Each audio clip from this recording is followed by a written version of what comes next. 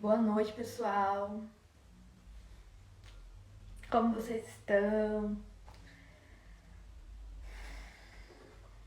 Começamos a nossa live de hoje, da nossa LC, Leitura Conjunta das Crônicas de Nárnia.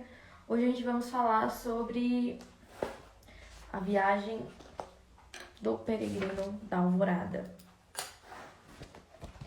Essa é a quinta crônica do C.S. Lewis, das Crônicas de Nárnia, em que a gente está lendo. Tô até comentando com o pessoal lá no grupo que muitos começam, né, a leitura e acaba, né, tendo alguns contratempos e tal, não conseguem colocar a leitura em dia, mas sempre falo pro pessoal lá, o importante é não parar. Então chegamos aí na quinta crônica e tô muito feliz de poder reler essas histórias e com certeza esta crônica é uma crônica que eu acho que foi melhor do que a anterior que a gente lemos. Então, pra mim, essa crônica foi melhor do que o Príncipe Cáspio. A gente vamos aí embarcar em uma viagem em alto mar. Quem gosta aí de ler histórias que se passam aí em mares, navio, marinheiros e tudo mais, é uma aventura muito bacana de ler e tem aquela sensação de você se imaginar dentro da história. Então, é uma aventura muito legal essa crônica que C.S. Lewis ele escreveu. Então, a gente estamos lendo pela ordem de cronologia. Então, essa é a quinta crônica que a gente está lendo, que é a viagem do peregrino da Alvorada. Vamos para a dedicatória. Lewis ele dedicou essa crônica para Geoffrey Barfield, que foi ali o irmão da Lúcia.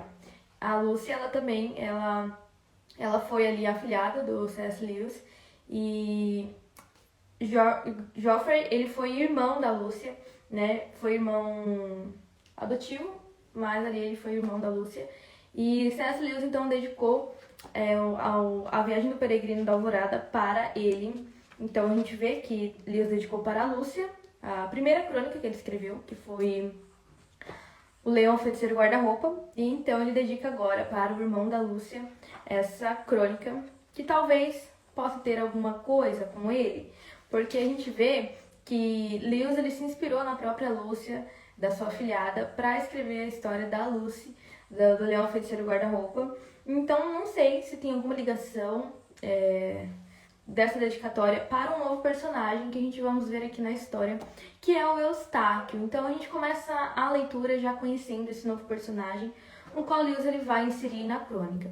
A gente vê que ele é um menino que é mais novo do que Lúcia e Edmundo, e a gente vê que ele é um menino que ele tá em um lar ali, vamos dizer assim, progressista. É um lar ali onde ele nem chama os pais de mãe e pai, ele chama eles pelo nome, e é bem estranho, assim. E a gente vai ver que ele era uma criança que ele queria dar um de sabichão, sabe? Como se ele quisesse ter mais idade do que ele mesmo tinha. Então, ele se bancava o esperto, o intelectual, porque lia livros importantes e tal. Então, a gente vai ver que Eustáquio, ele é um menino, assim, que tem um gênio muito forte, porém, ele é um menino que ele só quer ver o bem dele, ele só olha para ele. E por mais que ele faz coisas ruins, ele vê aquilo como uma coisa boa, porque no final das contas ele vai sair bem, então pra ele tá fazendo as coisas certas. Então, tudo que ele faz de ruim para Lúcia e Edmundo na história, ele é primo deles, tudo que ele faz de ruim, no final ele fala, não, eu sou um ótimo menino, foi muito bem que eu fiz, porque no final das contas foi benefício pra ele. Então, na cabeça dele, ele era uma ótima pessoa. E Edmundo e Lúcia eram pessoas ruins pra ele, né? Ele dizia que não gostava dos primos. E aí a gente vê então que Edmundo e Lúcia vai passar um momento ali de férias na casa de Eustáquio, e é aí onde tudo vai começar, onde a jornada vai começar. Então a gente vê que, eu prestei atenção, essa crônica é uma crônica que ela tem uma linha reta, ela não começa assim devagar, Lewis ele não começa apresentando, porque eu acho que não tem também muita coisa para apresentar. Nessa altura do campeonato, na quinta crônica, a gente já sabe muita coisa. Então, não tem aquilo de ficar nos mostrando e entregando algumas informações picadinhas para lá na frente ter aquele ápice. Não. A gente vai lendo e é uma sequência de aventuras, de ações, de situações que os personagens vão passar nessa crônica, que a gente não tem vontade de parar o livro, sabe? É cada capítulo algo diferente que vai acontecer com eles nessa viagem. Então, eles estão em alto mar, eles vão parar lá em Nárnia, Lúcia e Edmundo e Eustáquio também. Então a gente vê que nessa crônica não temos mais a Susana e nem o Pedro, porque eles já estão ali com uma idade maior. Então Aslan ele já falou lá na crônica anterior que a gente leu do Príncipe Cáspio que Susana e Pedro não iriam retornar para Nárnia. Então nessa crônica somente foi Lúcia, Edmundo e o novo personagem que vai entrar, que é o Eustáquio. Então a gente vamos ver que eles vão embarcar aí nessa viagem, eles voltam novamente para Nárnia. E passou apenas ali 2 anos, então não é igual da última vez também que eles foram para Nárnia e descobriram que tinham passado décadas desde a última visita que eles fizeram a Nárnia. Agora só passou 2 anos, então eles vê Caspian, que é o rei que está ali reinando, e também o Hip-Chip, que é o ratinho lá. Então a gente vai ver que esses 2 personagens ainda vão continuar na história e a gente vai ver então essa jornada deles em alto mar. Então eles já se deparam ali em Nárnia, já em alto mar, e ali Caspian ele socorre as crianças que caem na água.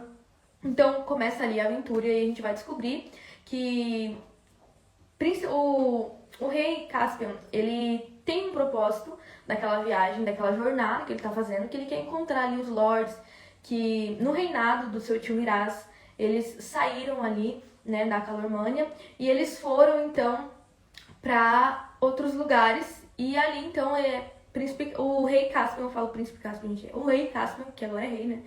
Ele vai nessa jornada atrás desses lords que tinham ali honrado o legado do seu pai quando o seu pai reinava. Então, no reinado do seu tio Miraz, eles saem de lá, né? E são mandados para as ilhas. Então, Caspian ele vai atrás desses homens que foram homens honrados, que honrou ali o seu pai enquanto seu pai estava em vida. E então ali Caspian ele tá com esse propósito dele ter essa jornada para encontrar esses lords aí. Então a gente vai ver que definitivamente a gente vamos parar no fim do mundo. No final do capítulo é algo assim fantástico que Lewis ele coloca para nós nessa crônica. Eu acho que essa crônica ela tem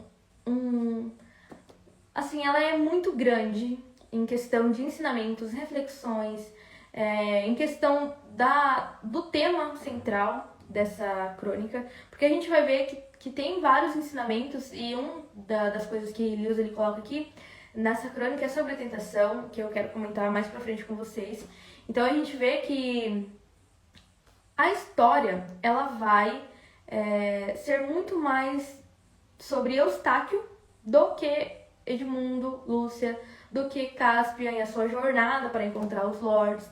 Então a gente vai ver que tem ali algo que vai acontecer, né? Isso vai ser subsequentemente vai acontecer, vai ser ali no decorrer da jornada, vai acontecer várias coisas que vai ter ali o propósito do Caspian, que vai ter o propósito da Lúcia e do Edmundo, que o propósito da Lúcia e do Edmundo era retornar mesmo para Nárnia, para aproveitar aquele momento. Então para eles ali estava sendo uma viagem mesmo, e óbvio que eles estavam ali com o Caspian para ajudar ele naquela jornada, mas assim, a gente vê que cada um tinha um propósito em seu coração. Cada um deles, eles tinham algo que impulsionavam eles nessa história. E a gente vai ver então, quero falar com vocês sobre o personagem Eustáquio. Porque o Eustáquio, ele é o único personagem que ele tá lá em Nárnia e ele não quer estar lá em Nárnia. Ele vai parar lá em Nárnia e ele precisa ir pra casa, ele fala que não quer ficar lá. Ele se vê totalmente ali longe de tudo aquilo que ele tinha como refúgio para ele. Então, lá na casa dos pais dele, ele tinha ali um refúgio, porque ele conhecia ali o ambiente, porque ele era daquele tipo de criança que falava, eu sei disso, eu sei daquilo, eu sei me virar, eu sei me cuidar. Só que quando ele se depara lá em Nárnia, ele fica perdido. Então, ele fica confuso, ele tá com medo, porém ele não quer demonstrar que ele tá com medo. Então é muito interessante esse personagem, porque desde o início, Lewis ele já vai apresentando ele pra nós como uma criança, vamos dizer assim, uma criança chata, uma criança que só quer ver as suas vontades, o seu querer e olha só pra si mesmo, não se importa com os outros. Então a gente vê que Eustáquio, ele vai embarcar nessa jornada e ele não quer estar em Nárnia. Então Eustáquio, ele estava virando alguém que ia ser uma pessoa que não ia ter esperança na vida, ele ia ser sempre aquele tipo de homem que ele ia confiar apenas naquilo que ele achava que era certo. E ali a gente vê o pecado, né, que já estava criando raiz dentro de Eustáquio. A gente vê a avareza dele, a gente vê em vários momentos ali, em situações que ele queria ser tratado melhor do que os outros. Então, a gente vai ver que Lewis ele tem algo com esse personagem na história. E a gente vai vendo no decorrer de cada capítulo que Eustáquio ele vai tendo uma mudança interior. Então é muito interessante o momento que eles chegam àquela ilha onde eles vão ali pegar algumas madeiras, porque acabaram enfrentando uma tempestade em alto mar. Então ali eles também precisam descansar um pouco. E ali Eustáquio, ele aproveita aquela oportunidade que tá todo mundo ali junto, já em terra, eles vão parar nessa ilha. E aí ele aproveita essa oportunidade e vai ficar sozinho em um lugar mais distante, vamos dizer assim. E então ele se distancia muito dali de todos os que estavam ali na tripulação. E acontece que ele se perde. E então ele se perde e vai acontecer o quê? Eustáquio, ele vai encontrar ali uma caverna onde vai ter ali um dragão. E a gente sabe que quando tem dragão na história, não é coisa boa. Quando tem dragão na história, sempre tem alguma coisa a ver com ganância, com avareza. E você lembra, se você assistiu Shrek, você vai ver que o dragão ali vivia com os seus ouros ali no castelo. Se você assistiu ou leu o Hobbit, vai ver também que o dragão ele tinha ali a questão com o ouro, com o tesouro e tudo mais. E aqui é colocado da mesma forma. E ali ele vê que aquele dragão ele morre. E agora Eustáquio ele vai para dentro dessa caverna e ele vai pegar ali alguns ouros, né? Algumas coisas que era ali para ele valiosa, e ele vai pegar um bracelete e colocar no braço. Então a gente vê que a partir desse momento Eustáquio ele vira um dragão.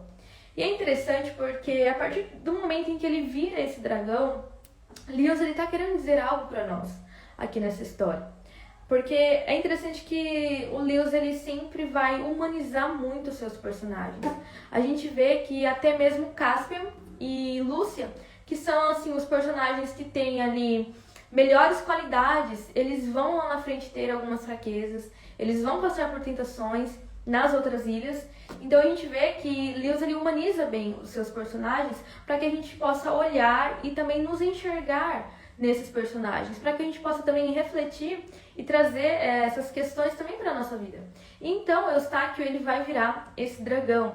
Só que Eustáquio ele já era um dragão interior. No seu interior ele já era um dragão. Interiormente ele já era uma pessoa avarenta. Ele já era uma pessoa que estava ali indo em rumo a uma direção totalmente oposta para a direção que ali levava para a pessoa ali estar ali com Aslan, né, na terra de Aslan. Então, Eustáquio ele precisava mudar. E é nessa parte, nesse determinado capítulo, que Eustáquio ele começa a olhar para si de uma forma diferente. Não de uma forma que ele se achava o mais esperto de todos, o mais inteligente ou o mais bom, mas ele começa a olhar para si e ele começa a se enxergar mesmo como um monstro. E a gente vê que a partir desse momento o Eustáquio começa a mudar. Então é algo muito interessante que C.S. Lewis ele coloca, e para mim essa parte é a melhor do livro, porque vai contar sobre a conversão de Eustáquio. A gente vai ver de uma forma figurativa que Eustáquio ele vai estar ali com a pele de dragão, ele vai estar ali na forma de um dragão, e ele vai se sentir solitário, ele vai se sentir sozinho, porque agora ele tá longe dos seus primos, da Lúcia e do Edmundo, ele tá longe de todo mundo. E ele começa a ver que a presença deles não era tão ruim assim quanto ele pensava. Então agora ele tem esse impasse, porque ele tá olhando, ele não está só vendo que ele precisa mudar interiormente, mas agora também ele precisa de uma mudança exteriormente, porque agora ele é um dragão. Então é muito interessante essa parte que Lewis ele coloca na crônica da conversão de Eustáquio. E a gente vê que ele chega até a tripulação, até Caspian, até todo mundo, e ali de uma forma bem bacana eles conseguem saber que era Eustáquio, aquele dragão, e ali então eles percebem que tinha acontecido alguma coisa, e agora o que nós vamos fazer? Como a gente vai voltar à nossa jornada? Mas aquilo que estava acontecendo com o Eustáquio era muito mais importante do que a jornada de Caspian. Porém, isso não impediu que a jornada de Caspian ela acontecesse. Então a gente vai ver que Lewis ele vai colocando ali cada personagem com os seus propósitos e cada personagem em busca de algo, e cada personagem vai encontrando esse algo na crônica. E isso eu achei muito bacana que C.S. Lewis ele colocou, de uma forma que a gente vamos entendendo a mensagem que ele quer passar através de cada personagem. Então, Eustáquio, ele se vê daquela forma, daquele jeito, e ele vê que ele precisa de uma mudança. E é interessante que, mais pra frente, eu quero até ler com vocês, que eu marquei, porque realmente, gente, é muito bonito essa parte, que vai dizer assim.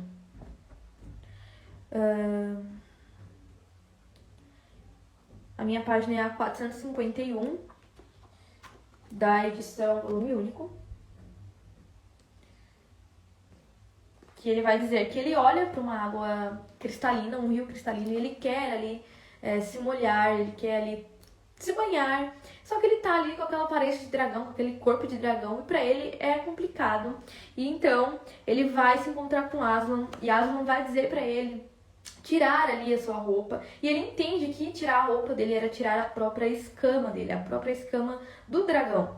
E ele tira ali as suas próprias escamas, e quando ele vai mergulhar na água, ele vê que ainda as escamas retornaram, ainda estão nele, e ele volta a tirar novamente as escamas, e viu que saiu as escamas, só que quando ele vai mergulhar na água, ele vê que as escamas retornaram novamente, e ele vai fazer pela terceira vez, e depois ele entende que por ele mesmo não teria como ele tirar aquelas escamas.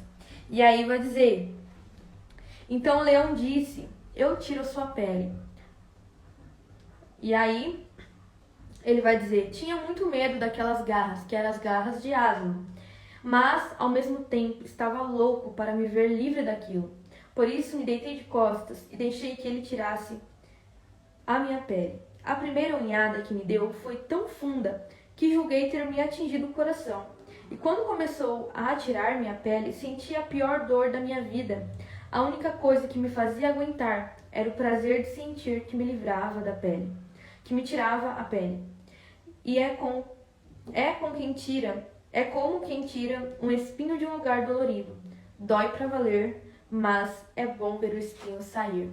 Então aqui o Eustáquio ele vai relatar que o próprio Aslan, com as garras do leão, ele vai tirar ali a pele, as escamas, tudo aquilo que simboliza ali o mal que estava nele. Então a gente vai ver ali que a pele do dragão vai sair completamente de Eustáquio.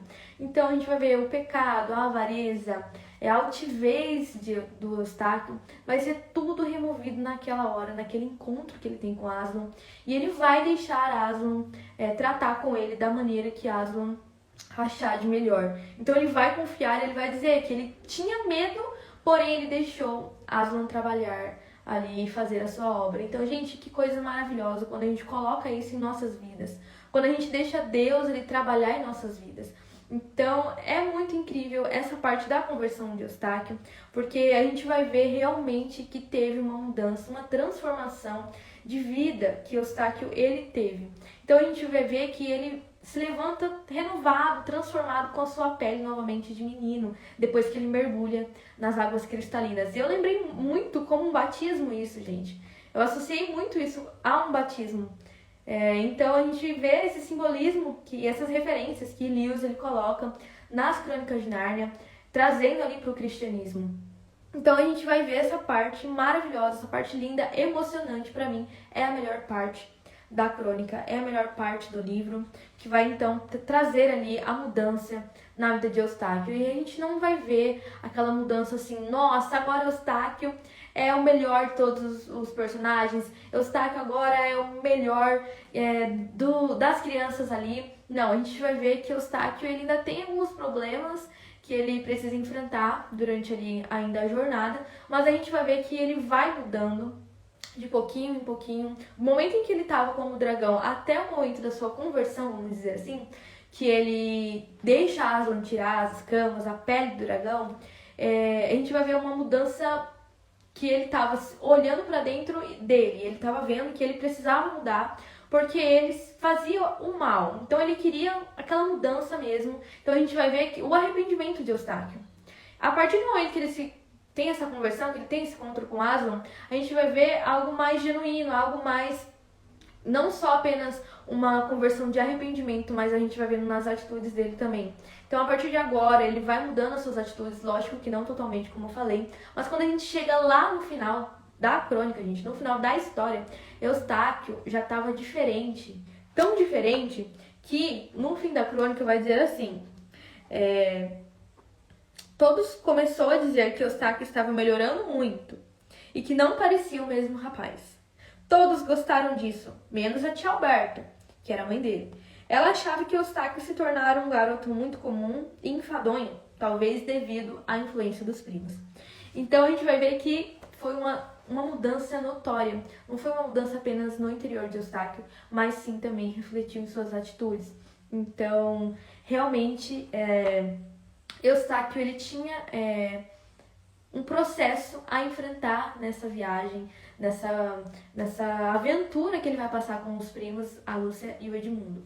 Então eu quero também falar um pouquinho sobre os demais personagens, né? A gente vai ver também muito sobre o Hip Chip. O Hip, ele é aquele ratinho que ele foi criado ali em Nárnia, ele recebeu, né, a graça ali de Aslan para poder também falar como algumas outras criaturas que falam, alguns animais que falam lá em Nárnia.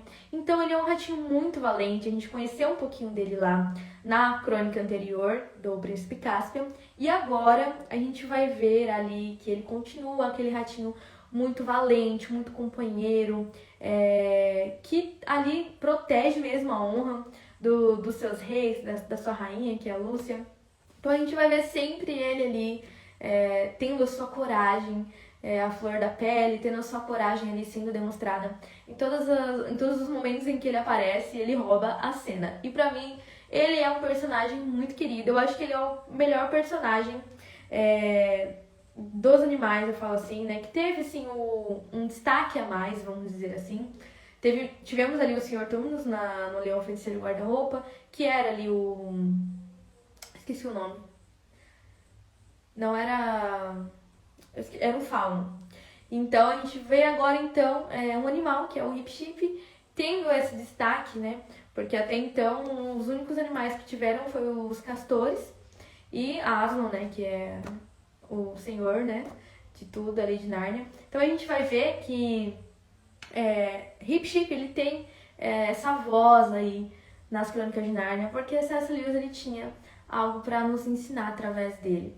E a gente aprende muito com a coragem dele, mesmo ele sendo pequeno, mesmo ele sendo um animalzinho pequeno, ele tinha um coração muito nobre, ele tinha um coração muito valente e ele sempre se dedicava, e ele até poderia entregar a sua vida lutando nas batalhas, nas guerras, ele sempre estava disposto a enfrentar o perigo em prol da honra do rei Caspian, da rainha Lúcia, do rei Edmundo. Então ele sempre mostrava ali muita coragem, muita nobreza e um coração ali realmente muito grande, apesar da sua pequena estatura, apesar de ser ali um animalzinho pequeno.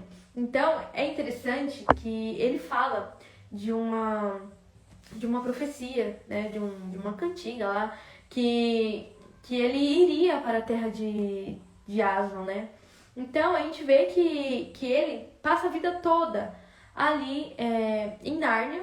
Ele estava muito feliz em Nárnia, lutando ali bravamente e protegendo a honra de todo mundo ali. Só que a gente vê um anseio a mais na vida do Rip-Chip. A gente vê que ele não estava satisfeito com tudo aquilo que ele estava vivendo. Ele queria algo mais, ele queria ir além mar, ele queria ir até a terra de Aslan. Ele queria ir até o mundo de Aslan. Então, esse era o anseio dele, esse era o propósito dele, desde o início dessa jornada. Então, ele estava assim ali com o rei Caspian para ali proteger e guardar, né? Porque ele ali se mostrava um companheiro ali muito leal e sempre com a sua espadinha. E então, ele estava ali para proteger ali Caspian nessa jornada, mas porém ele tinha ali um propósito a mais. Então a gente vê que o propósito do Rip-Chip era ir até o país de Aslan. E a gente vai ver que no final, gente, ele alcança esse desejo, ele alcança esse propósito, gente, e é muito, muito bonito. Tem até uma música que fizeram, inspirado na história do Rip-Chip. Depois eu vou postar lá no grupo, que é assim, uma música maravilhosa, a letra é maravilhosa. Gente, assim, dá até vontade de chorar, porque é muito lindo essa mensagem, porque é como se nós olhássemos para nós e a gente vesse que nós temos uma vida boa, temos saúde, temos a nossa família, temos um emprego, temos tudo que precisamos aqui. Só que dentro do nosso coração, algo dentro de nós tem um anseio pela eternidade. A palavra do Senhor nos diz isso, que dentro do coração humano existe esse anseio pela eternidade. Então é algo que Lewis ele coloca na crônica sobre esse personagem, o Rip-Chip. Ele tinha tudo, era um lugar maravilhoso, Nárnia. Então ele tinha ali paz, ele tinha ali harmonia. Então o reino tinha ali tinha se estabelecido. Então estava tudo na paz, não tinha o que querer mais. Mas ele ansiava por estar ali no país de Aslan. Ele ansiava por estar ali com Aslan, por estar de além mar. Então, assim, gente, é muito emocionante, é muito lindo se a gente associar isso à nossa vida. Se a gente colocar isso como uma reflexão de que nosso coração anseia pela eternidade, anseia por estar com Deus, anseia por um lugar onde não haverá mais choro, não haverá mais dor, não haverá mais morte. Então, é muito lindo essa parte. Eu também me emocionei demais. E eu quero ler aqui com vocês, que é a parte, então, que ele vai se despedir de todo mundo, porque ele finalmente vai ir até o país de Aslan. E eu vou ler aqui com vocês. É bem já no finalzinho, gente, no último capítulo da crônica. E lá, ó, chegando além do fim do mundo, a terra de Aslan, eles estavam ali. Eles viram que o mar estava cheio de lírios, de flores, que simboliza ali pureza, santidade. Era algo assim surreal de lindo. Eu lendo, eu comecei a imaginar como era lindo esse além do fim do mundo, que eles fizeram ali, chegaram até o fim do mundo, né, nessa jornada, literalmente. E ele vai dizer, daqui em diante, continuo sozinho, Rip-Chip falando. Nem sequer tentaram impedi-lo, pois sentiam que parecia estar tudo destinado de antemão, ou que já acontecera anteriormente. Ajudaram-no a descer o bote pequenino, e então ele puxou a espada. Gente, essa parte, meu Deus! Não preciso mais dela, ele fala, e lançou-a para o mar de lírios, e ao cair ficou virada para cima, com um punho aparecendo sobre a água, e despediu-se deles, tentando parecer triste, mas estremecia de felicidade. Lúcia, pela primeira vez, fez o que sempre desejou fazer. Tomou o Rip nos braços e o acariciou. Depois, depressa, o rato pulou para o botezinho e saiu remando, ajudado pela corrente, muito escuro entre o branco dos lírios. O bote foi andando cada vez mais rápido, até que entrou triunfantemente por uma onda. Durante um escasso segundo, viram Rip-Chip no topo da onda. Depois desapareceu. Meu Deus, gente! Rip-Chip foi para ali, a terra de Aslan, para o país de Aslan. E ali eles se despedem, né? Eles estão ali tristes, mas Rip-Chip tá se estremecendo de alegria. E essa parte que ele joga a espadinha dele é a melhor parte, porque a gente vê que que em todo momento ele tá com a espadinha dele ali. Ele tá ali tentando proteger a honra dos reis, de quem ele serve. Ele tá ali demonstrando a sua coragem, a sua nobreza, apesar da sua pequena estatura, apesar dele ser tão pequeno, mas ele tem um coração tão grande. E naquele momento onde ele se encontra ali, já indo para o país de Aslan, ele joga a espada dele no mar. Então ele fala, não preciso mais dela, porque agora tudo será paz, não haverá mais guerra. E, ai gente, não sei nem mais o que falar. É maravilhoso, maravilhoso demais. Realmente essa crônica é muito emocionante. E no final, a gente vai ver que Caspian ele consegue encontrar ali alguns lords, né? A gente vê que ele consegue encontrar corpos de alguns outros que morreram. E isso é muito interessante porque vai falar sobre a tentação, que os lords que morreram, morreram porque foram seguir ali os desejos dos seus corações. Então ali a gente vê que um ali morreu porque entrou ali naquele lago que era tudo feito de ouro. Então ele mesmo virou ali uma estátua de ouro.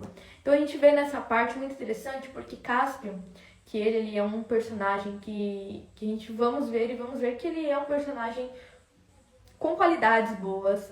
E a gente vê que C.S. Lewis ele coloca como exemplo que naquele momento, quando ele vê aquele lago, ele tem aquela sensação de quem tiver ali posse dessa ilha vai ser o rei, vai ser o governante mais importante, mais poderoso de todos, porque tudo que entra nessa água vira ouro. Então chega ali, subir uma tentação para ele daquilo, e ele, em um momento pequeno ali, tem a sua fraqueza ali colocada a jogo, porém Aslan aparece e a Caspian até tem uma discussãozinha ali com o Edmundo. Então a gente vê que aquele lugar está enfeitiçado. Então quando eles saem daquela região, daquela ilha, eles até percebem que aquele lugar está enfeitiçado e que eles não estavam lembrando de tudo. Então a gente vê que até Caspian, na sua fraqueza, ele poderia também ter ali um momento onde talvez ali a sua, vamos dizer assim, a sua honra poderia ser tomada. Então a gente vê que C.S. Lewis ele vai humanizando os personagens dele.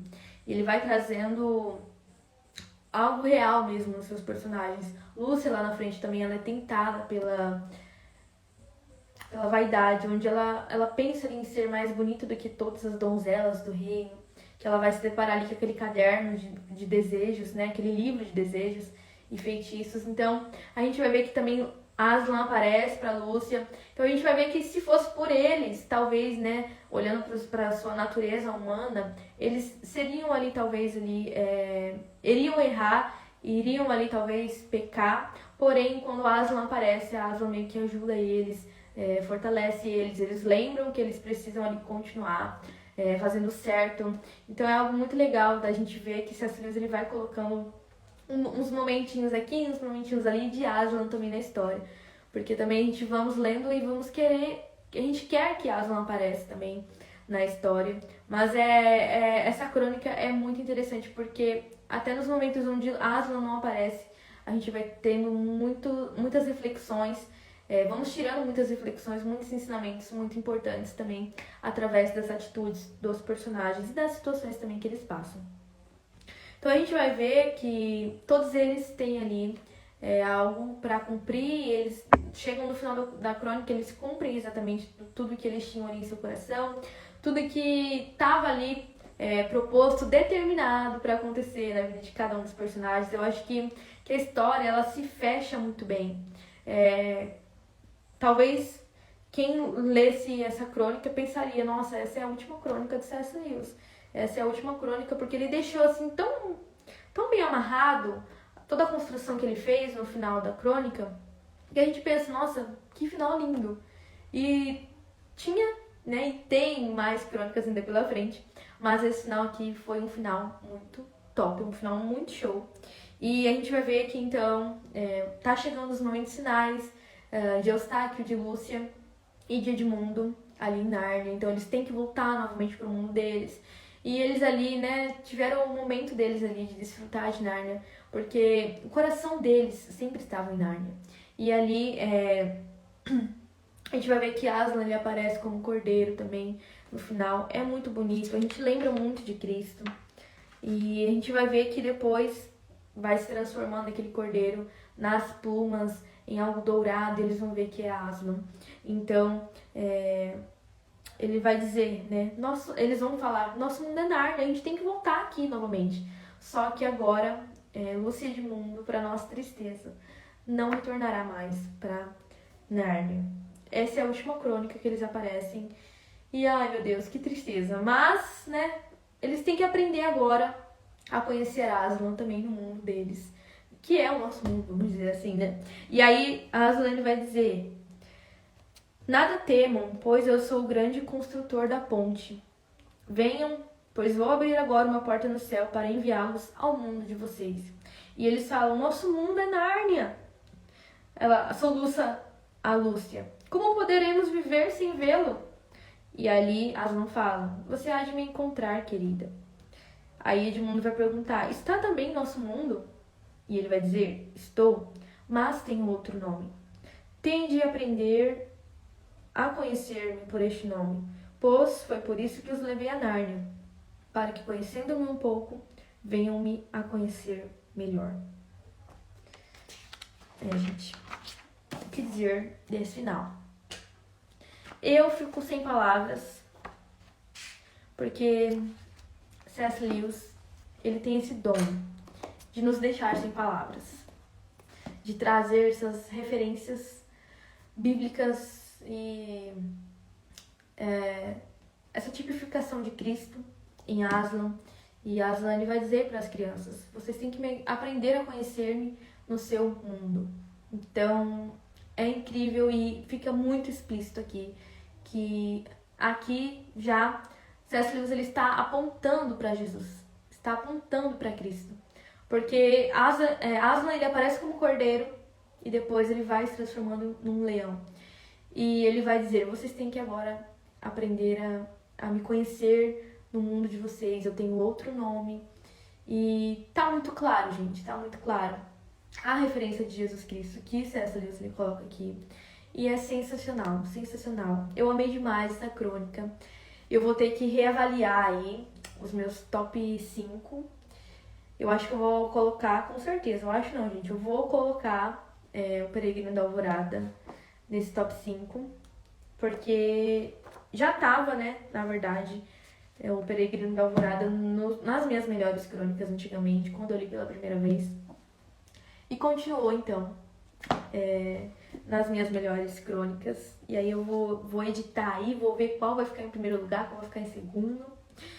E é isso, faltam agora 2 crônicas para terminarmos a nossa meta desse ano de Volta a Nárnia. Eu tô muito feliz. Essa crônica é sensacional, maravilhosa. Vou deixar a live salva para quem não conseguiu assistir.